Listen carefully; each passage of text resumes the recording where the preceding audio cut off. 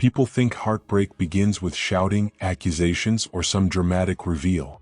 But sometimes, it starts with a sentence so calm, so casual, it almost feels rehearsed.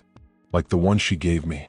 She looked me dead in the eye, steady, almost proud, and said, "My therapist says you are the root of my anxiety." Most people would have argued. Most would have begged to understand. Most would have spiraled. Not me. I didn't raise my voice. I didn't explain. I didn't offer a single defense. I just nodded, said, "Got it," walked to the bedroom, packed a bag, and left a note on the counter. Problem identified. Problem resolved. You're welcome. But here's where things get interesting. 24 hours later, my phone started lighting up like a Christmas tree.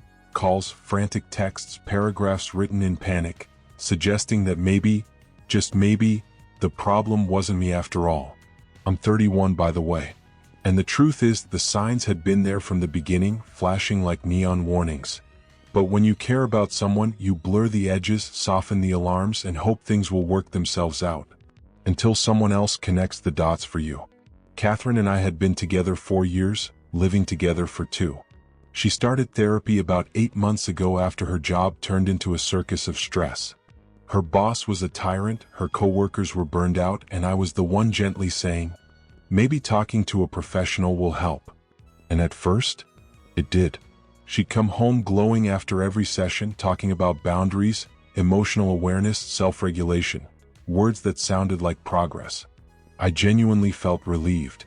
She was happier, lighter, more focused. But around the 3-month mark, something shifted. Suddenly, every issue, every stress, every minor hiccup in her life somehow pointed back to me. Dr. Warren allegedly said I was controlling because I asked about her spending. I was exhibiting red flags because I wanted to know where she was at 2 a.m. And apparently, the fact that I prefer a clean kitchen was really about power dynamics. At some point, I realized I was no longer living with a partner. I was living with a psychology term paper whose favorite hobby was diagnosing me. Normal relationship conversation? Pathologized. Asking if she wanted takeout? Controlling. Pointing out dishes that had been fossilizing in the sink for 3 days? Power struggle. Being concerned when she got home at 4 a.m. without a text? Toxic masculinity. I tried to reason with her. I even suggested couples therapy, just to better understand what she was learning. She refused instantly.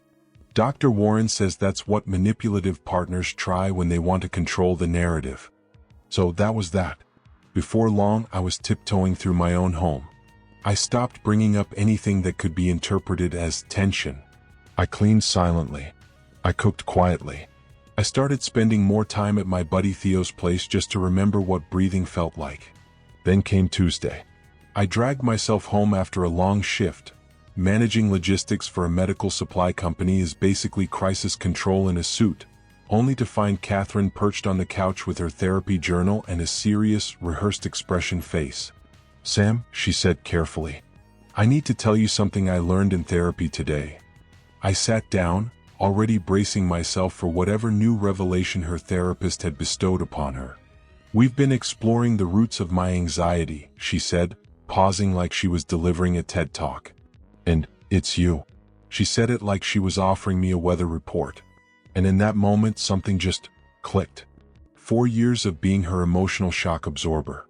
4 years of supporting her through every family crisis, career meltdown, and self-discovery phase. 4 years of covering 70% of our bills while she invested in her holistic wellness path that barely paid for her gasoline. And here I was, being informed that I was the villain in her personal growth story. "I see," I said. I think she expected begging. Or an argument. Or at least some dramatic plea for compassion. Instead, I stood up and calmly started packing. "What are you doing?" she demanded, clutching her therapy journal like a shield. "Solving your problem," I said, folding shirts into my duffel. "If I'm the source of your anxiety, then removing me should fix everything." "That's not what Dr. Warren meant," she insisted. "She says we need to work through this together." "I won't be participating in the extended edition," I replied, grabbing my documents, my laptop, and whatever else mattered. "I'll come back for the rest later. The lease is in your name anyway." That's when she panicked. This is exactly the reactive behavior she warned me about. You're proving her point. Maybe, I shrugged. Or maybe I'm done being your emotional punching bag. I zipped the bag, placed a note on the counter, and walked out. Problem solved. You're welcome. I headed straight to Theo's. He didn't say a word. Just handed me a beer and pointed at the spare room. That's a real friend. The messages started 19 hours later, right on schedule. First came the angry ones.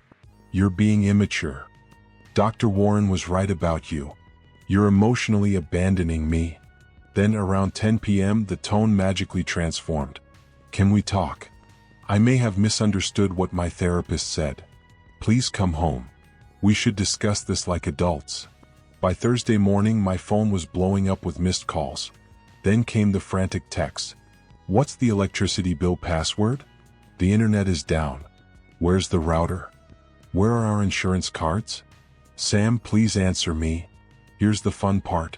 I handled all the household admin, bills, passwords, registrations, because she always said it overwhelmed her. I even made her a spreadsheet. She never opened it. And then came the gem. How am I supposed to afford this place alone? Rent is due next week. I almost responded. Almost. But then I remembered 3 months earlier when I suggested downsizing since I was carrying most of the financial weight. Her words then? Maybe you should explore why our lifestyle threatens you. Our lifestyle. That I was funding. The next texts were about her car. My check engine light is on. The registration is expired. Where do I get an oil change? Ma'am, you are 29. Google exists. Next came the vague social media posts. I'm choosing healing over chaos. When people show you who they are, believe them. Protecting my energy during times of abandonment. Abandonment. Amazing. Theo sent me a screenshot of her sipping a $14 smoothie with her friend Janelle. Caption: self-care isn't selfish. Funny choice of hobby for someone who can't afford rent. By Friday, her mother started calling. Patricia. The queen of misplaced sympathy. She left voicemails saying Catherine was devastated, blindsided, and struggling to afford groceries. Groceries? I left her a full fridge, plus the $400 emergency cash she always kept in her jewelry drawer. But sure, blame me. Saturday morning I finally texted her. I'll be there at 2 p.m. for the rest of my things. Please be out as agreed. And that's where we'll pause. Her reply came almost instantly. I'll be here. We need to talk. So I showed up, Theo driving his beat-up truck, ready to grab the last of my things. And there she was. Catherine stood in the doorway like she was staging a movie scene. Full makeup, hair curled, wearing the same dress I once complimented on our anniversary. And the apartment looked prepared. Candles lit, soft music playing. Candles. For a conversation about how I apparently ruined her mental health. Sam, please, she said, voice trembling. Let's talk about this. I think there's been a huge misunderstanding. No misunderstanding, I told her calmly as I started pulling my books from the shelf. You made yourself very clear. You said I'm the root of your anxiety, I continued. So I'm removing myself from your environment. That's what you wanted. That's not what I meant, she insisted. Dr. Warren says. I don't care what Dr. Warren says anymore, Ronnie, I cut in. I'm done being the villain in a therapy story I didn't write. She followed me from room to room, alternating between crying and snapping at me, like she couldn't decide which tactic would work faster. You can't just leave me like this. What about the bills? What about my anxiety? Your anxiety, I said, belongs to you. And as for the bills, they're in your name. Your apartment. Your responsibility. But Sam, you know I can't afford this place alone. Maybe, I said, you should have thought about that before declaring I was the source of every problem in your life. And that's when the mask fell off. The tears stopped instantly, like someone flipped a switch. She narrowed her eyes. You're really going to be this petty over one comment? One comment, I said, turning to her. Ronnie, for 5 months you've marched home every week with a brand new diagnosis for me. I've been your therapeutic punching bag while your therapist invents personality flaws I don't even have. I'm done. "This is financial abuse," she shrieked. "You got me used to a certain lifestyle and now you're taking it away." Behind me, Theo snorted while unplugging my gaming console. She spun on him instantly. "This is none of your business." He just shrugged. "I'm literally here to move boxes, ma'am." But I definitely caught his eye roll. When we were finally carrying out the last load, she grabbed my arm. "Wait, Sam, please. I'll tell Dr. Warren she was wrong. I'll switch therapists. I'll do whatever you want." "What I want," I said, gently pulling my arm free, "is not to be someone's designated cause of anxiety." Mission accomplished. We walked out. She stood in the doorway, not crying now, just watching us with this cold, calculating look I'd never seen on her face. Or maybe I had. Maybe I just pretended not to. That was 6 hours ago. And the texts have already started again. Update 2. What happened next was less of an extinction burst and more of a full-blown psychological hurricane. After Saturday's move-out, her messages shifted into a bizarre cocktail of guilt trips, apologies, and threats. First came the love bombing. "I've been thinking about all our good memories. Remember our trip to the coast? We were so happy. I found your old college sweatshirt. It still smells like you." Then, exactly 1 hour later, came the legal intimidation. "My friend is a lawyer. What you're doing is illegal abandonment. I have rights. We were basically common law married. You'll be hearing from my attorney. Fun fact, our state doesn't even have common law marriage." Also fun, her lawyer friend is a paralegal who files real estate paperwork. But the real show started Monday morning. My boss called. Catherine had phoned my workplace. Yes, she called my HR department pretending to be my domestic partner and told them I was in the middle of a mental breakdown, had abandoned our home, and might be a danger to myself. Luckily, my boss has known me for years. He called me directly. "Hey Sam, just got a weird one from HR. Your ex is claiming you're spiraling?" I explained the situation in about 2 sentences.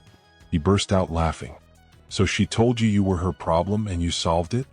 That's honestly the most Sam solution I've ever heard. "Is HR going to be an issue?"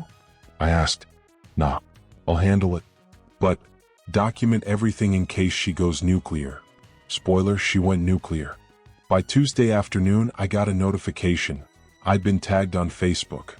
I barely use Facebook, but there it was, Catherine's long, dramatic post about emotional manipulation and financial abuse, claiming her partner of 4 years suddenly abandoned her without warning, leaving her unable to pay rent or buy food. She didn't use my name, but she tagged me along with several mutual friends. The comments were a mixed bag. Most strangers offered generic sympathy, but people who actually knew us, those comments were gold. My favorite came from Brad, some dude we'd had dinner with twice. He wrote, "Didn't you tell us last month your therapist said Sam was toxic and you needed to set boundaries?" She deleted that comment so fast it probably left a digital scorch mark. Then came Wednesday. A random number texted me a screenshot of a Venmo request from Catherine for $1,847. The message read, "Hi, this is Janelle. Ronnie asked me to send this. I know you blocked her. This is her half of the rent and utilities you owe. You know this is fair. Her half of the apartment I don't live in her name. That she told me I should leave because I made her anxious." I didn't respond. Thursday, another unknown number popped up. "This is Dr. Warren. I'm reaching out because Catherine has expressed concern about your recent behavior. While I can't discuss her treatment, I want to encourage you to seek support. Abandoning a partner can signal deeper issues. I have referrals if you need them." Her therapist contacted me. I screenshot everything and sent it to my buddy who actually is a lawyer. His reply, "This is wildly unethical. Save every message. Do not respond." And then came Friday, the grand finale. Patricia, Catherine's mother, showed up at my job. Security called me to the lobby, and there she was, designer purse clutched to her chest, demanding to speak with me about the situation with her daughter. I went down before she caused a whole public performance. "Sam," she began, dramatic as ever, "this has gone too far. Catherine is distraught. She can't eat. She can't sleep.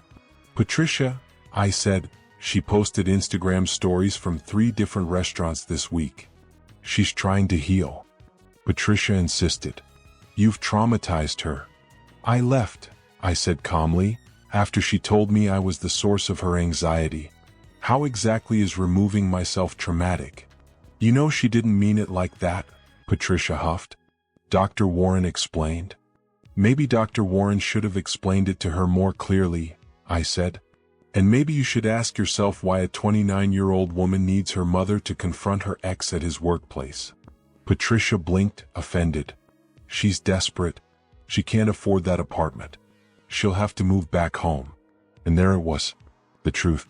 Patricia didn't want her daughter moving back in. That sounds like a Catherine problem, I said, not a Sam problem. Her face tightened. How can you be so cold? You loved her. I did, I said.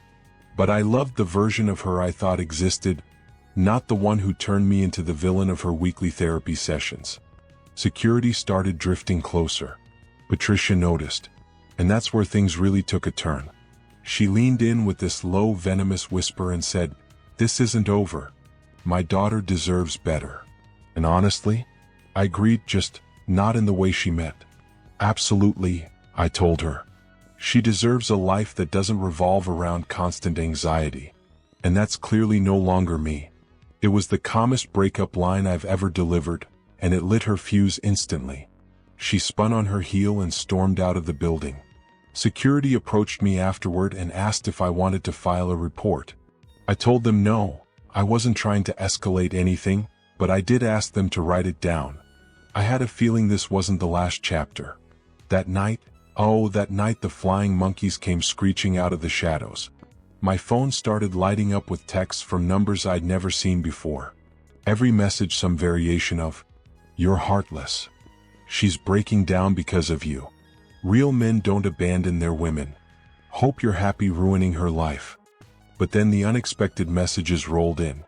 Catherine's cousin reached out first. "Hey man, just letting you know, I don't blame you. She's been like this since we were kids. Nothing is ever her fault." Then a former coworker of hers messaged me after seeing her Facebook rant. Same thing happened when she left our company. Told everyone we were toxic. Forgot to mention she was late every day. And best of all, her college roommate. She went through 3 therapists in school. Fired each one until she found someone who'd agree with whatever she wanted. You lasted longer than most. By Saturday morning, I woke up to 47 new texts. I didn't open most of them. The few I did see were so unhinged they read like ransom notes. Clearly Catherine had spent Friday night drinking with her enablers and rallying the troops. And then, plot twist, Theo's girlfriend, who works at the same wellness center where Catherine coaches, overheard her on the phone. "No, he has to come back. I can't afford. No, Mom, I'm not moving home. That's embarrassing. I'll figure something out. Maybe I'll tell him I'm pregnant." What? It worked for Janelle. I have never been more thankful for my vasectomy. But the real punch to the face came Saturday evening, from an unknown number.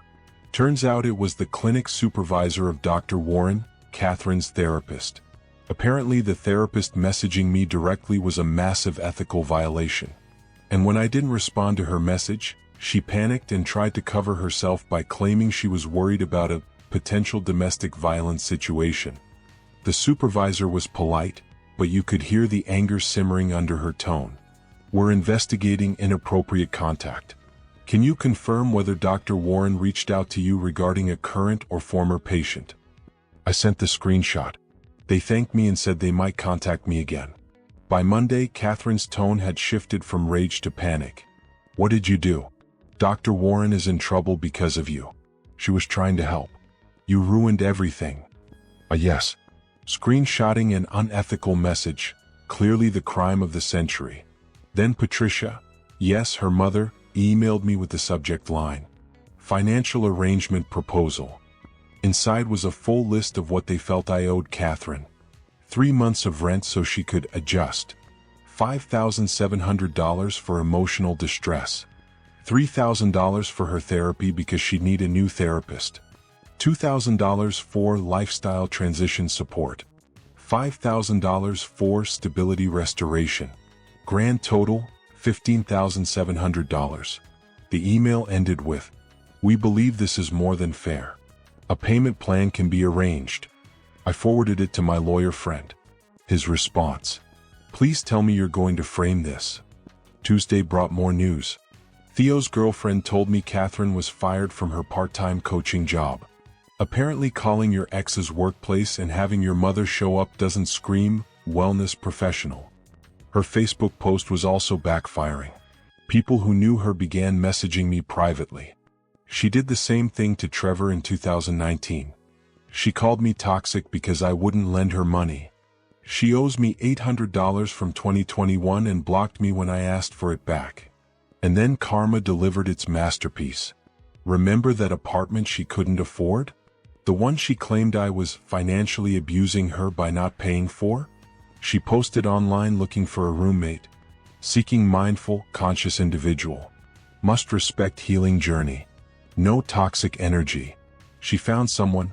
Melody, 23 years old, bright-eyed, fresh out of school, excited to live with a wellness coach. She lasted 5 days. She messaged me on Instagram after my name came up in their apartment. "Hey, did you date Catherine? Because I need to know if she's like this with everyone or if I'm losing my mind." We met for coffee. The stories did not disappoint. Day 1, Catherine held a house meeting about Melody's energy. She banned her from cooking certain foods because the smells triggered her. She claimed the living room was off limits between 6 and 8 p.m. because that was her integration time. And when Melody asked where the recycling bin was, Catherine tried to charge her extra for emotional labor. But the kicker? Catherine told the landlord I would be paying the rent, like always. The landlord called me, confused why I was apparently funding an apartment I didn't live in. I explained everything. He was not amused. Melody packed up and left. The landlord started eviction. From what I've heard, Catherine eventually moved back in with Patricia. Dr. Warren lost her license. Catherine is now trying to become a life coach, since wellness coaching didn't pan out. She's dating someone new. My condolences to that poor man. And Patricia still emails me monthly asking for money. Meanwhile, I'm thriving. Got a promotion. Turns out when you're not constantly stressed or defending your sanity, you magically become, shocker, productive. I even started real therapy. Not the kind where someone twists your feelings and tells you your existence is the problem, but an actual professional who knows what the word support means. And yeah, I started dating again. Someone who thinks curiosity is care, not control. Someone who asks questions because she wants to understand me, not interrogate me. Theo summed it up perfectly the other day. "Bro, she literally told you you were her problem, and instead of fighting you just said, okay, and walked out." It shattered her whole script. She couldn't play the victim anymore. He was right. Sometimes the best way to solve someone's problem is to delete yourself from their equation entirely. And for everyone asking, yes, I saved every screenshot. Yes, I documented everything. No, I didn't reply to a single message after I walked out that door. Every day, I thank myself for leaving the moment I was told I was the source of someone else's anxiety. Easiest and strongest decision I've ever made. Oh, and the final twist? Last week, Catherine reached out to me on LinkedIn of all places. Apparently she's been doing deep work, realized she projected her issues onto me, and wants to meet, apologize, and maybe explore reconciliation. I didn't respond, but I did notice something interesting. She's still living with her mom. Some sources of anxiety are best appreciated from a distance. A long, permanent one. If you enjoy these dark, true-to-life revelations, make sure you subscribe to Dark Infidelity Stories. Hit like, share the video, and drop a comment. Your support keeps these stories alive.